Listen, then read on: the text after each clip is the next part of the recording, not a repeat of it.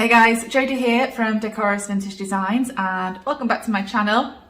In today's furniture makeover, I am going to be redoing this cute rocking chair. So this is one of those pieces I painted quite a while ago. It's sat in my workshop and not done a great deal. I haven't really done anything with it, but I know a lovely lady who is after a rocking chair and has asked me to paint it for her. So that's what I'm going to do today. So make sure you stay tuned for that.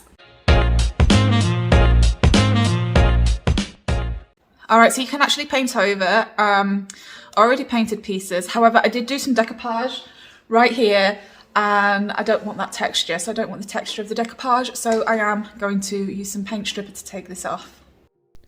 I'm a little bit ashamed to say this, guys, but I am quite new to paint stripper. I used paint stripper for the first time at the start of this year, and now I will never go back. It's amazing stuff.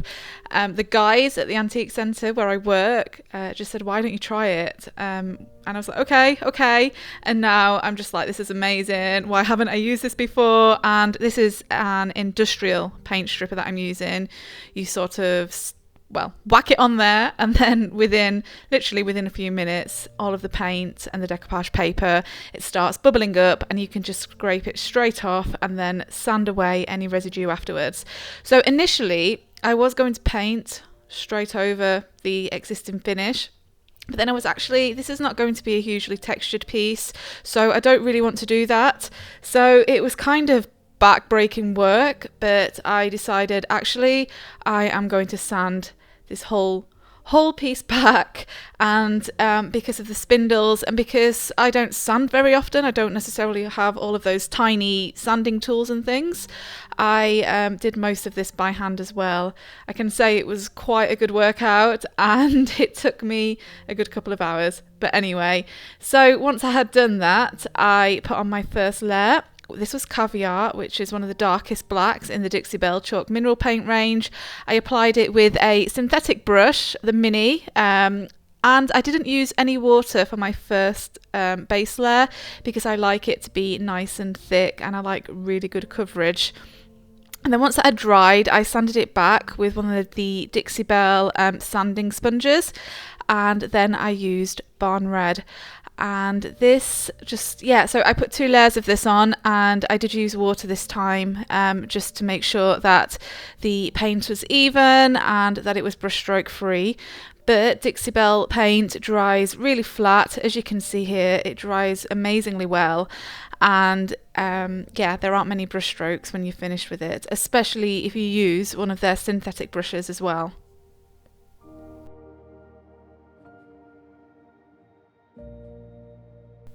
As soon as my Barn Red had dried, I decided to seal this piece. I sealed it with the Dixie Belle Satin Clear Coat, which dries with a soft sheen. And for the top part, I initially applied it with one of the blue Dixie Belle sponges, but then I realised actually that was going to be quite awkward with all these spindles and, fiddly parts. So I then went ahead and got a synthetic brush to apply the rest of the clear coat with.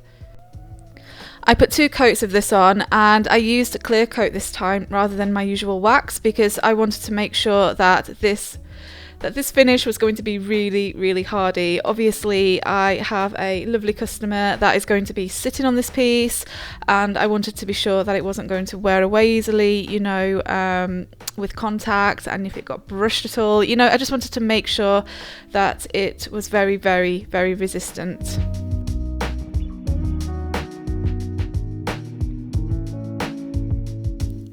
I then applied some black glaze to deepen this red with a synthetic brush so that it was smooth and not smoky, and I applied it after the satin clear coat because I wanted to be sure that it went on nice and smooth, because the glaze can actually sink into the chalk mineral paint before it cures, which can make it a little bit blotchy.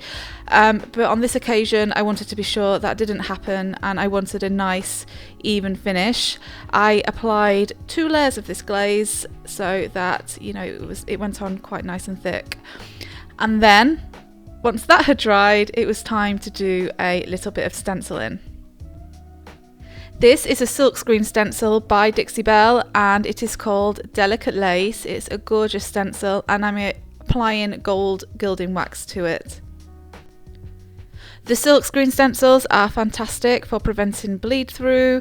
They're kind of no fuss, you just stick them on there, you paint whatever you want to paint on top of them, and then you pull them straight off. They can actually be used up to 10 times, especially if you clean them. So every time that you use one of these, make sure that you give them a good clean, and then you can actually use them again and again and again, so you get plenty of uses out of these.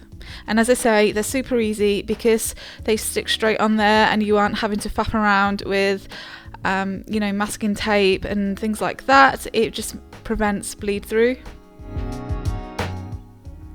My preference normally when I use these SilkScreen stencils, if I am wanting a metallic, my preference would normally be the gemstone mousses. The reason being is that they're a bit more of a painty, moussey texture, and they're water based. Because I am using gilding wax, and because it dries really quickly, it dries quite hard, and then once it's on there, it's kind of on there unless you use mineral spirits or something to remove it. I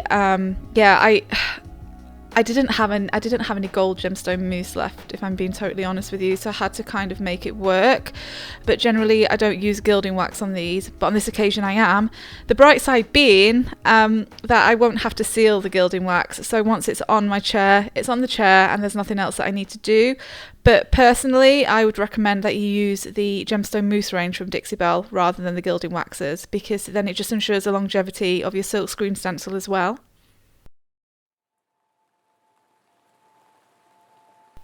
And my favourite part, when you get to peel it off, and it's so satisfying. It's so satisfying. I did do a little bit of a mistake there. I don't know if you can see it just on the edge, but that's absolutely fine because I am going to cover it up anyway. So I'm going to repeat this pattern now.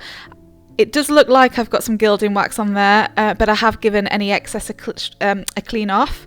So this is what I mean. This is why it's better to use the gemstone mousses, because you could just clean off any excess then and then just go straight back in there. And you can also see the parts that you've actually fully painted then as well. But because I used gilding wax, it kind of left a layer over the top. So I had to just be really thorough in my application of it, so that I was sure that I had applied the gilding wax to all of the stencil areas, because I couldn't actually see which parts I'd already painted. That being said, that's okay, because on this occasion my customer wanted a dark deep red with some gold. She knows my style is a tiny little bit rustic sometimes and a tiny little bit imperfect, you know, and I think it works on this chair, so that was absolutely fine, you know. But if you are wanting an absolutely perfect finish, then just keep all these tips in mind.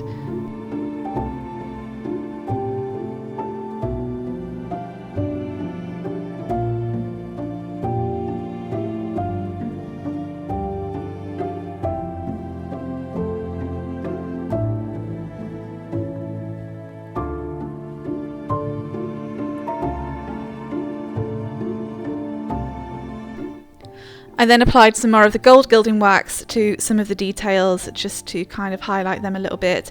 I used my finger because I think you get a more genuine, authentic look if you use your finger for these kinds of details rather than using a brush or a sponge.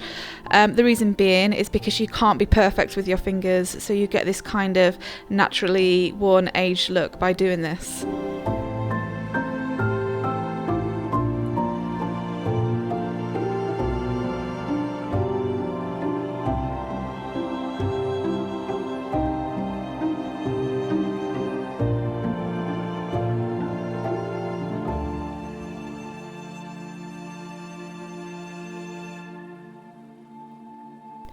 And here's a finished look. How cozy is this chair? I absolutely love it. It was a great kind of design that my customer had.